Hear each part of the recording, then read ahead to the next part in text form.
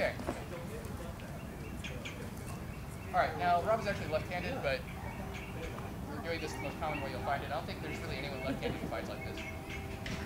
What you're basically going to do is you need to assess what their strengths are. What they want to do is they want to stab you in the leg, the chest, the sword arm, anywhere with that at range. Okay? So, and they've got a lot of range. Go ahead and step. I've got to be back here before I'm out of his range. If he's willing to take a step, he's got lots of range. So you need to really respect how much range these guys have. Alright? Now, the big advantage you have is that when they're extended at that maximum range, they have very little control over this. They may have really good accuracy as it's coming in, but once it's actually at that range, they've got so much torque on this, it's just easy to push it around. Okay? So it's really hard to control for them out there. They need to get it out, hit, and get it back to where they control it as quickly as possible. Now, it's generally pretty light, so it's got a good recoil time, but it's still not as good as a sword. What we're going to do is we try and figure out what their max range is, and this is going to take some practice. You're going to stab a lot. You want to step in, block that down and out real hard. See how I'm actually knocking it back there? I actually want to keep him from being able to twist it into me or do anything else. So I want to knock it back, step in, and they generally try and cross on the shoulder because it's coming at them. So you come up here, you keep pushing, and then you come around.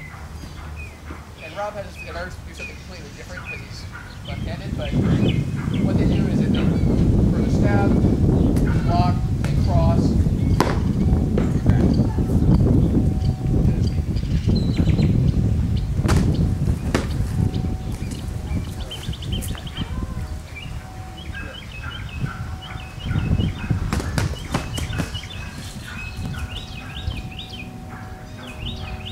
Alright, now that works if they're doing it, if they're throwing the slash this way and then turning into a stab. Some people like to actually come out at great angles and then come into the stab, like kind of whip it and then push. Some people actually bring it way up here and then kind of thrust down. It's all variations on a theme. You just need to catch it before it stabs you at its near maximum range. Just knock it to the side, okay? Either knock it up, knock it down, knock it out. As long as you hit it, and hit it pretty good, it doesn't matter what they're doing. Because as you close, there's this big gap where they can't hit you with their spear anymore.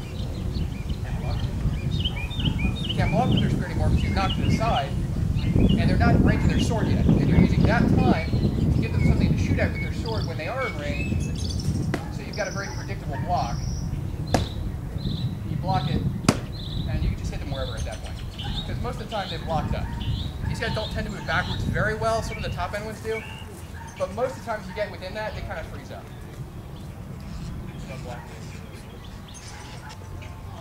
Now if you're Florentine and you're left-handed, you can actually block this into their sword, which is an even better advantage because I'm like this, and all of a sudden I'm like that. Now I'm really screwed. If you're right-handed and you don't have a left weapon, it's kind of uncomfortable to do because you have to do this. It doesn't work very well. But if you're left, this is definitely the thing to do. So I'm going to stab, knock it across there. Come in again. Good.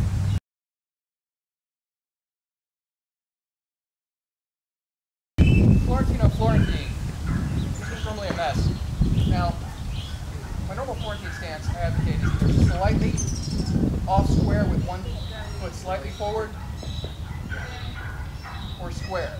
I don't advocate doing this because I feel that it gives your opponent too much time to pick and choose what he's going to block. This one's obviously not so much of a threat in this case. So, the main problem with that is I'm very open to a stab at the center, right? For a really good outside block, you can stab at the center. This is not normally a terribly big deal.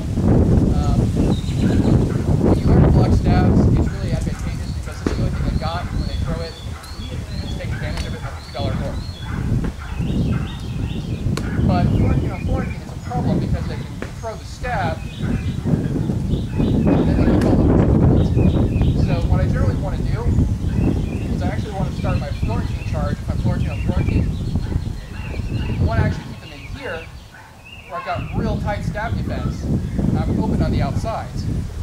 Because my outside blocking requires a lot less work and a lot less timing on my part. So I don't want them to open up by throwing a long stab. I want to force them to throw to my outsides. And then as I come in, I'm going to go wide, trap them out to the outside.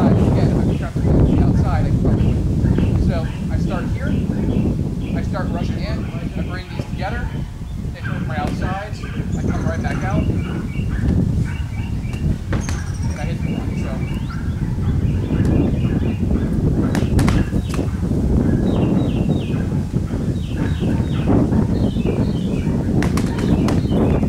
Notice I'm choked up on my weapons. I've got a lot of pommel at the bottom. And I'm trying to keep my guard fairly low. I'm floating up a little bit as I come in, based on where his hands are going.